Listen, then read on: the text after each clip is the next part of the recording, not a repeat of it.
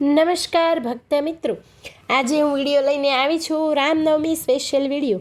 આ વિડીયોની અંદર આપ સર્વને હું જણાવીશ કે રામ ભગવાનનો જન્મ કઈ રીતે થયો હતો। શું રામ ભગવાનની કોઈ બહેન પણ હતી અને રામ ભગવાનના જન્મ પાછળ એમના બહેનનો શું ફાળો રહેલો છે, આ વાતની ચર્ચા આપણે આ વિડીયોની અંદર કરીશું। તો ચાલો આપણે શરૂ કરીએ। બોલો શ્રી રામચંદ્ર ભગવાન કી જય। રામ અને એમના ભાઈઓનો જન્મ થયો એ પહેલાં દશરથ રાજા અને એમની પટરાણી કૌશલ્યા શાંતા નામની એક દીકરી હતી। કૌશલ્યાની મોટી બહેન વર્ષિણી અને એના પતિ રોમપદ રાજાને કોઈ સંતાન નહોતું। રોમપદ અને દશરથ બંને એક જ આશ્રમમાં ભણ્યા હોવાથી તેઓ પરમ મિત્ર હતા। એક વખત વર્ષિણી અયોધ્યામાં હતી ત્યારે એણે દશરથ સાથે મજાકમાં જ એક સંતાનની માંગણી કરી। દશરથ રાજાએ તેને વચન આપ્યું કે તે એમની પુત્રી શાંતાને દત્તક આપશે। રઘુકુળની વચન પાલનની પરંપરા છે। આપ સર્વે જાણો છો કે રઘુકુલ રીતિ સદા ચલી આઈ, પ્રાણ જાય પર વચન ન જાય। તો આ પરંપરા મુજબ દશરથ રાજાએ અંગ દેશના રાજા અને એમના મિત્ર રોમપદ રાજાને પુત્રી શાંતા દત્તક આપી દીધી। સમય વીતતા શાંતા એક સ્વરૂપવાન સ્ત્રી બની ગઈ। એક દિવસ એ રોમપદ રાજા સાથે વાતચીત કરી રહી હતી ત્યારે એક બ્રાહ્મણ ત્યાં આવ્યો। તેણે વર્ષા ઋતુ દરમિયાન ખેતી માટે રોમપદ રાજા પાસે મદદ માંગી। રોમપદ પોતાની પુત્રી શાંતા સાથે વાતચીતમાં વ્યસ્ત હતા એટલે એમણે બ્રાહ્મણની અવગણના કરી। આથી બ્રાહ્મણ એમનું રાજ્ય છોડી અને ચાલ્યો ગયો। પોતાના આ બ્રાહ્મણ ભક્તનું આવું અપમાન થયેલું જોઈ અને મેઘરાજ ઇન્દ્ર ઘણા ગુસ્સે થયા, કોપાયમાન થઈ ગયા। એટલે રોમપદને સજા કરવાનું નક્કી કર્યું। એટલે એ વર્ષા ઋતુમાં અંગદેશમાં વરસાદ ન પડ્યો। આ શ્રાપમાંથી મુક્ત થવા રોમપદે ઋષ્યશૃંગ ઋષિને વરસાદ માટે યજ્ઞ કરવા માટે બોલાવ્યા। આ યજ્ઞ સફળ થતાં દશરથ અને રોમપદે શાંતાના લગ્ન ઋષ્યશૃંગ સાથે કરાવી દીધા। હજી સુધી દશરથ રાજાને કોઈ વારસદાર ન હોવાથી એમણે ઋષ્યશૃંગને એમના માટે પણ યજ્ઞ કરવા માટે બોલાવ્યા। આ યજ્ઞ બાદ અગ્નિદેવે દશરથ રાજાને એમની રાણીઓ માટે પ્રસાદ આપ્યો, જે ખાવાથી રામ ભગવાન અને એમના ભાઈઓનો જન્મ થયા। રામ વિષ્ણુ ભગવાનના અવતાર ગણાય છે। ભરત અને શત્રુઘ્ન એમના સુદર્શન ચક્ર અને શંખ ગણાય છે। લક્ષ્મણ શેષનાગનો અવતાર ગણાય છે। શેષનાગ એ વૈકુંઠમાં વિષ્ણુની બેઠક છે। લક્ષ્મણ રામના નાના ભાઈ હોવાથી એમને હંમેશા રામના હુકમોનું પાલન કરવું પડતું હતું। આથી તેમને મોટા ભાઈ તરીકે જન્મ લેવો હતો। એમની આ ઈચ્છા પૂરી થઈ જ્યારે એમણે શ્રી કૃષ્ણના મોટા ભાઈ બલરામ તરીકે જન્મ લીધો હતો। કૃષ્ણ વિષ્ણુજીના અવતાર ગણાય છે અને બલરામ એ શેષનાગના અવતાર ગણાય છે। હવે હું તમને જણાવીશ કે શ્રી રામના ભગવાનના નામનો શો અર્થ છે।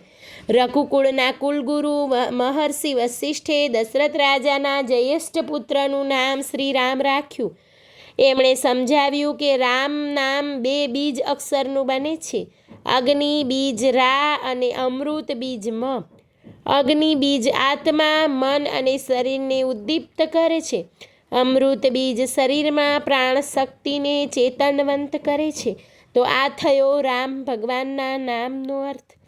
હવે હું આપ સર્વને જણાવીશ આગળનું રોચક તથ્ય, જે છે રામાયણનું ગાયત્રી મંત્ર સાથેનું મહત્વ। ગાયત્રી મંત્રમાં 24 અક્ષરો છે, જ્યારે વાલ્મીકી રામાયણમાં 24,000 શ્લોકો છે।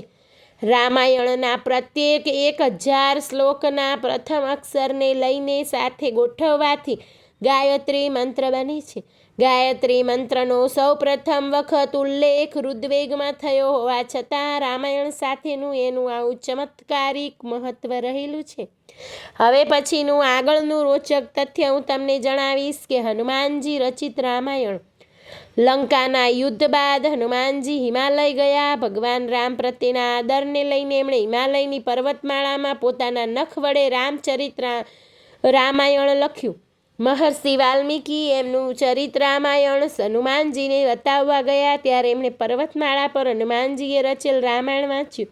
વાલ્મીકીને લાગ્યું કે એમના રામાયણ કરતાં હનુમાનજીએ રચેલ રામાયણ વધારે ચડિયાતું છે. આથી એમને લાગ્યું કે રચેલ રામાયણની કોઈ નોંધ નહીં લેવાય. આ જાણીને હનુમાનજીને એમ થયું કે પોતાના રચેલ રામાયણને એમણે ફેંકી દીધું. આ જોઈ વાલ્મીકી મૂંઝવણમાં આવી ગયા અને એમને કહ્યું કે હનુમાનજીની કીર્તિનું વર્ણન કરવા તેઓએ તો બીજો જન્મ લેવો પડશે. હવે હું તમને આગળનું રોચક તથ્ય જણાવીશ, જે છે લક્ષ્મણજીની 14 વર્ષની અનિદ્રા. તો સાંભળો ભક્ત મિત્રો, લક્ષ્મણ જ્યારે રામ સાથે 14 વર્ષના વનવાસમાં જઈ રહ્યા હતા ત્યારે એમની પત્ની ઉર્મિલા પણ એમની સાથે જવા માંગતી હતી, પરંતુ લક્ષ્મણજીએ એમને ઘરે જ રહેવા માટે કહ્યું. વનમાં લક્ષ્મણે રાત દિવસ રામ અને સીતાજીનું રક્ષણ કરવાનું હતું. આથી તેમણે નિંદર ઉપર વિજય મેળવવા નક્કી કર્યું.